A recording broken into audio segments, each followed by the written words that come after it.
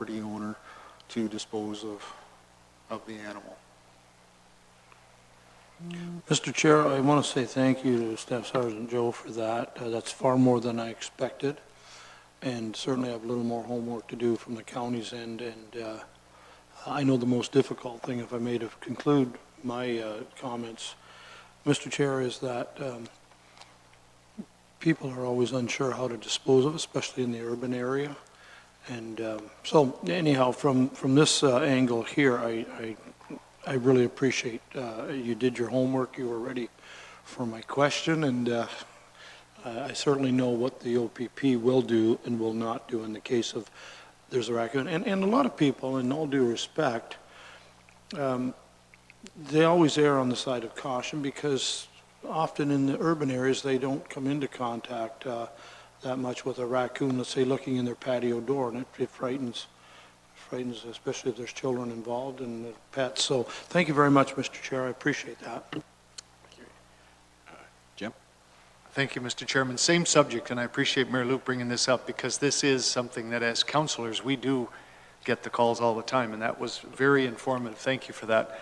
And I don't know if anyone around this table can answer this one, but in terms of a homeowner, let's say even in the rural area, I've often wondered if a homeowner, and it may only be a nuisance animal, in other words, a raccoon that comes around consistently into garbage and who knows what, which they tend to do, obviously. If a landowner has the right legally under the law to dispatch that animal, himself or herself, and I guess then it becomes a more of an issue of M&R rules and regulations regarding wildlife. Because I know, for example, with coyotes or nuisance animals that are affecting livestock, a landowner has the legal right to dispatch, whether it's deer in the apple orchard or somebody going after the lambs in a field. But I've often wondered, and I don't know the answer, relative to nuisance animals like raccoons. And maybe that doesn't matter to people, they just do what they do and don't ask questions, but I've wondered that myself before. Yeah. And you gentlemen, I know it's not in the OPP jurisdiction, but maybe you've been No, asked. I wouldn't be able to answer that question regarding nuisance. That would be something that I'd have to direct to the M&R and do some research on before I could answer that question. Or I'll undertake, if you want, to at least make an inquiry of Elmer District M&R and just find out what the law is in that regard, in this context, since we've talked about it. Yeah, if you could, yes. That's very good, Jim. Thank you. Any other questions? David? Mr. Chair, on a positive note, I made a couple of notes here. This is brief. As a member of this board for 5 years, I have a chance to do my third ride-along a couple of months ago. And I also meet twice a year with, I'm a vice chair at the Zone 4 Police Associations. And I got a real chance, when you do a ride-along, you get a real chance from looking from the inside out. And that day confirmed as a board member after being here for 5 years what I already knew. So some of the reasons, when you go on those rides, you see a lot of reasons why the crime rate is dropping. And we've also saved $1 million a year, so it's very, very productive. One of the things, we've equipped the vehicle with while driving that can detect expired tags, no insurance, and suspended licenses. And they're very common now. Sometimes they're getting 3 and 4 of those a day.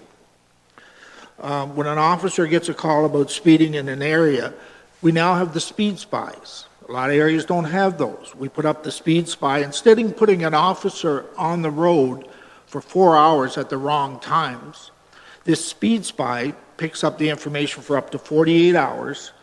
In a lot of cases, like the one that Joe just mentioned, there was no need for a speed spy.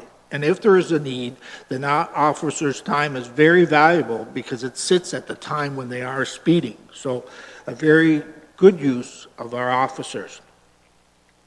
And now the OPP can call for calls for service. They know where the vehicles are. They can respond with the closest vehicle. It might be out of the area, or there might be a vehicle that's tied up. So the calls for service now, the response is much quicker. So these are just some of the things that I won't get into any more, but there's several more. And going to these zone meetings, the synergy between this board, our OPP, and the public is second to none. I hear different stories. I hear stories of boards that don't necessarily get along as well or work together as well as we do. So I have to congratulate the OPP for a job well done. And it's only got better over 5 years. And as a board member after 5 years, it is really appreciated. That's all. Thank you, David. Joe? I'd just like to respond and say thank you, and I will be sure to pass that along to everyone at the detachment. Thank you. Any other questions? Monty, the press, please.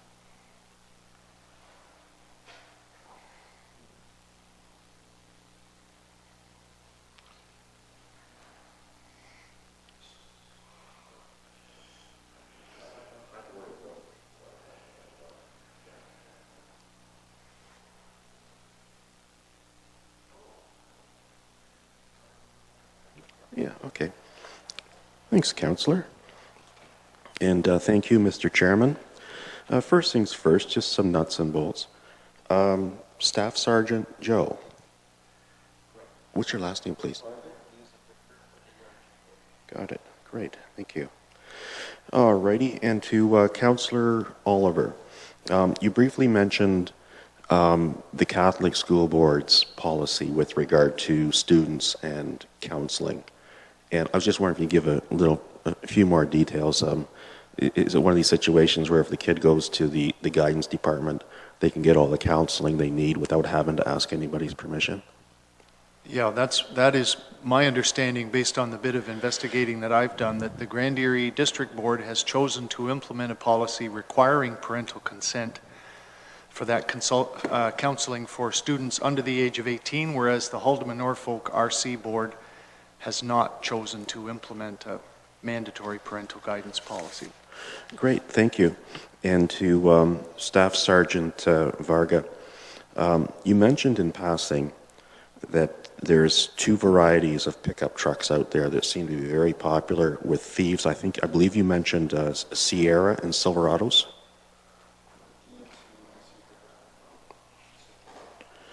And you mentioned a year range in there, sir.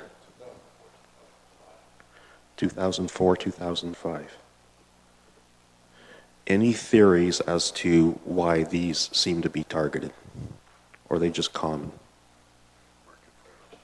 I have no theories as to why that particular model or year is targeted. It just seems that that's what the analysis shows.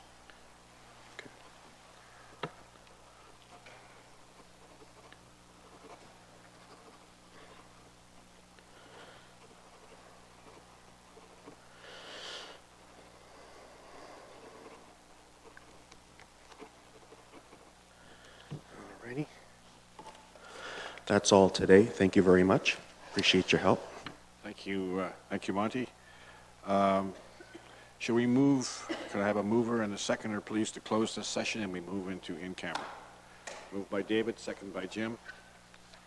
Carried. Thank you very much.